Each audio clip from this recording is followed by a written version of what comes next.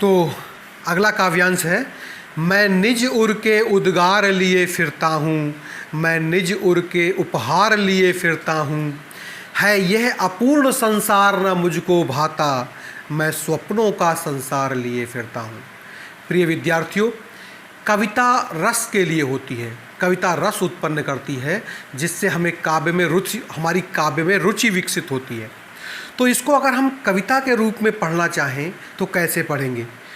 मैं निज उर के उद्गार लिए फिरता हूँ, मैं निज उर के उपहार लिए फिरता हूँ, है ये अपूर्ण संसार न मुझको भाता, मैं स्वप्नों का संसार लिए फिरता हूँ, मैं जला हृदय में अग्नि दहा करता हूँ, दुख सुख दोनों में मग्न रहा करता हूँ, जग भव सागर तरने को नाव बनाए, मैं भव मौजों में मस्त बहा करता हूँ। तो ये दो काव्यांश थे, मैंने आपको जो कविता की लय है उसमें आपको पढ़कर बताया। देखिए, कविता में लयबद्धता होती है और उसे उसी लयबद्धता में गाना गाया भी जाना चाहिए, तभी उसका अच्छे से रस आपको प्राप्त हो पाएगा। चलिए इसका अर्थ बता देते हैं। मैं निज उर के उद्गार लिए फिरता हूँ। एक शब्द आया है उद्गार। उद्गार का अर्थ होता है विचार। ध्यान रखना, उद्गार का अर्थ विचार। निज मतलब अपने, उर मतलब हृदय, दिल। मैं अपने हृदय के विचार लिए फिर रहा हूँ, मैं निज उर के उद्गार लिए फिरता हूँ, मैं निज उर के उपहार लिए फिरता हूँ। और जो ये उद्गार हैं, जो ये विचार हैं मेरे, वो मेरे अपने हृदय के उपहार हैं, गिफ्ट हैं संसार के लिए, आने वाली पीढ़ियों के लिए।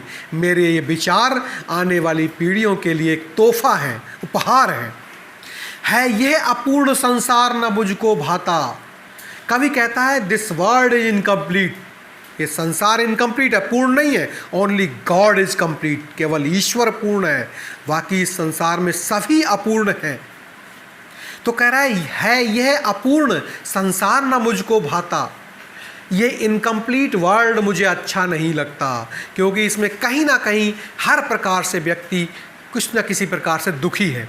तो इसलिए ये अपूर्ण संसार मुझको अच्छा नहीं लगता, इसलिए मैं सपनों का संसार लिए फिरता हूँ, अपने सपनों का संसार लिए फिर रहा हूँ। अपने मन से एक नया संसार बनाता है अच्छा सा और बिगाड़ता है, तो अपने सपनों का संसार लिए फिर रहा है।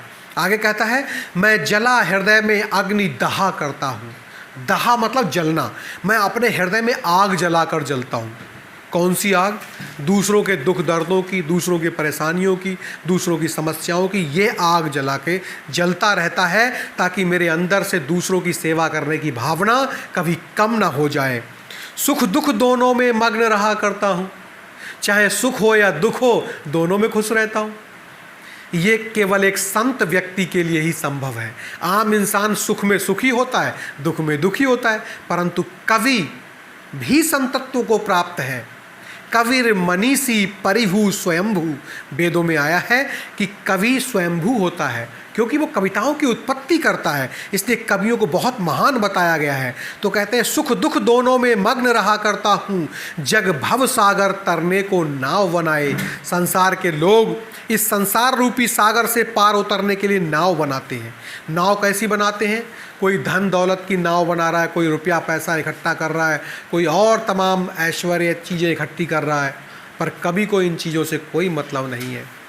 कभी कह रहा है कि जग भव सागर तरने को नाव बनाए, मैं भव मौजों में मस्त बहा करता हूँ।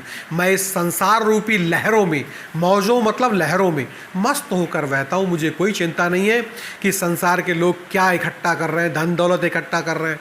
कोई ईश्वर की पूजा करता है, बहुत दिन तक नाम जपता है, सुबह 2 घंटे, शाम 2 घंटे, तो ये क्या है, संसार रूपी सागर से पार जाने के लिए है कि भाई उस जन्म में जब मृत्यु के बाद जाएं तो हमको स्वर्ग मिल जाए। कवि को नहीं चाहिए ऐसा स्वर्ग। कवि कहता है कि मुझे इस तरीके की नहीं चाहिए स्वर्ग, मैं तो इस संसार में ही मस्त होकर बह रहा हूँ। संसार के दुख दर्द, उनकी गरीबी, लोगों की परेशानियाँ, उनके बारे में सुनता हूँ, उनके बारे में लिखता हूँ, बस यही, इसी में मैं खुश हूँ। मुझे नहीं चाहिए स्वर्ग। वो स्वर्ग जो कभी देखा नहीं कोई कि है या नहीं है, किस बारे में पता नहीं, उसके लिए मुझे कोई चिंता नहीं है। जग भव सागर तरने को नाव बनाए। इस संसार को शास्त्रों में भवसागर कहा गया है, संसार रूपी सागर। और हर कोई इससे पार उतरना चाहता है, इस जीवन को जी लेना चाहता है ताकि आने वाला जीवन अच्छा हो जाए। लेकिन कवि को ऐसा मतलब नहीं है। कवि कहता है मैं तो जैसा जीवन है उसी में खुशी से जीता हूँ, मुझे कोई चिंता नहीं है। तो ये थे आपके 2 काव्यांश। आगे अगली वीडियो में देखेंगे। धन्यवाद।